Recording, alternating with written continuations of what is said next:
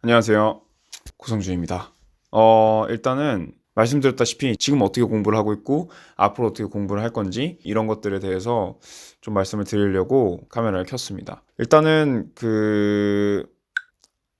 제가 왜 개발자가 되고 싶은가? 이런 것들에 대해서 좀 더 생각을 해봤을 때 여태까지 창업을 여러 번 했던 사람입니다. 빵 터진 건 없지만 어쨌든 저는 그쪽 길을 계속 걸어왔던 사람으로서 제가 직접 제 서비스를 만들고 싶다라는 그런 마음이 항상 있었어요. 그럼 나는 서비스를 만들고 싶구나. 그럼 내가 서비스를 만들려면은 어떤 순서로 뭘 배워야 될까? 이런 생각을 해봤을 때 일단 웹사이트를 만들 수 있어야 되겠다. 네, 그런 쪽으로 일단 생각이 됐고 웹 기반으로 뭔가를 배워가지고 이제 나중에 그걸로 뭐 앱을 만든다든지 뭐 이런 것들도 가능은 한 것 같더라고요. 리액트 네이티브라던가 뭐 이런 것들이 있다라고 들었고 그런 것들은 웹을 만드는 기술에서 크게 다르지 않다라고 일단 알고 있어요. 걸러 들으셔야 됩니다. 네, 저도 이제 여기 이 개발 쪽에 문외한에 더 가깝기 때문에 어쨌든 그래서 그런 식으로 뭐 굴러가겠구나 일단 이렇게 생각을 했고 그러면은 웹 개발을 위해서 제가 공부를 어떻게 해야 될까 이런 것들을 좀 생각을 해보니까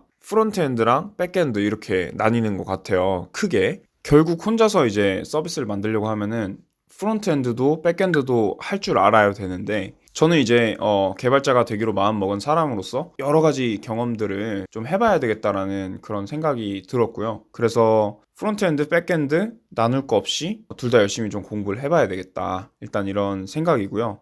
다행히도 제가 루비 on 레일즈랑 장고 뭐 이런 것들 하면서 CSS나 HTML 이런 것들은 그리고 자바스크립트 약간 찍먹을 해봤기 때문에 바로 뭔가 하나 정해가지고 이제 배워봐야 되겠다 이런 생각을 했고요. 그래서 프론트엔드는 되게 대표적인 게 첫 번째가 뷰고 두 번째가 리액트 뭐 첫 번째가 리액트고 두 번째가 뷰일 수도 있습니다. 뭐 하여튼 뭐 리액트랑 뷰가 되게 인기가 많은 것 같고 와중에 뷰가 되게 좀 쉬운 걸로 유명해서 프론트는 뷰를 공부를 해봐야 되겠다. 그리고 백엔드는 스프링을 공부를 해야 되겠다. 왜냐하면 우리나라에서 스프링이 되게 많이 쓰이는 백엔드 프레임워크라고 하더라고요. 프레임워크라는 것도 사실 제가 말의 정의를 명확하게는 모르는데 어쨌든 도구다.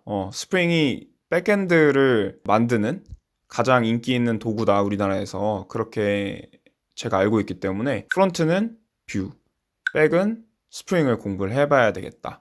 라고 마음을 먹었고 뷰 같은 경우는 제가 패스트 캠퍼스 강의를 하나 사가지고 듣고 있고요. 근데 그건 뷰라기보다는 프론트엔드 뭐 개발자 되기 뭐 무슨 그 강의들 막 모아놓은 그런 거 이제 보고 있고 그리고 백엔드 스프링은 그 친구한테 물어봤더니 인프런에 있는 김영한 님인가? 그분의 강의가 좋다 그래가지고 그거를 좀 보고 있습니다. 네. 뷰 같은 경우는 크게 어렵진 않은데 지금 스프링은 이게 자바로 된 거다 보니까 제가 해본 언어가 파이썬, 루비 이러면은 사실은 자바에 비해서 되게 간단하잖아요. 그리고 요즘 언어인 걸로 알고 있고 그래서 막 무슨 퍼블릭 스태틱 막 이런 것들 프라이빗 뭐 파이널 뭐 어쩌고 이런 것들 막 제가 잘 모르기도 하고 막 게터 세터 막 어쩌고 막 이런 것들이 이제 스프링에 나오는데 스프링 강의에 나오는데 뭔 소린지 모르겠어가지고 그럼 자바를 일단 봐야 되겠다. 처음에는 제가 뭐 생성자 막 이런 단어가 만약에 스프링 강의를 보다가 나왔다 그러면 생성자가 뭐야 이렇게 해서 쳐본 다음에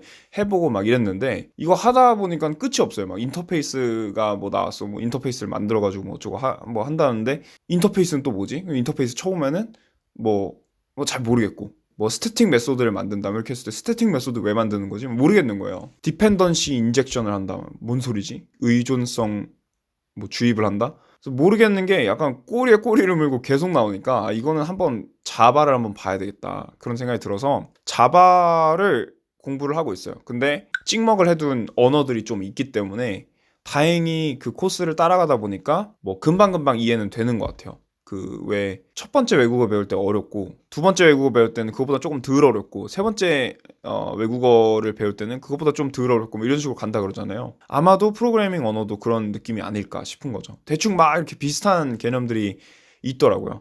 물론 새롭게 배워야 되는 것들도 있다라는 걸 느꼈고 자바는 제가 점프 투 자바라는 웹 문서를 발견해서 너무 감사하게도 누가 이렇게 잘 정리를 해놨더라고요. 그 점프 투 자바라는 문서에다가 그래서 그거를 좀 보고 있었습니다. 하여튼 요약을 하면 뷰를 공부를 하다가 어느 정도 오케이 강의 들었다. 그럼 이제 뷰랑 같이 작동을 할 수 있는 이게 프론트니까 스프링을 배워야 되겠다.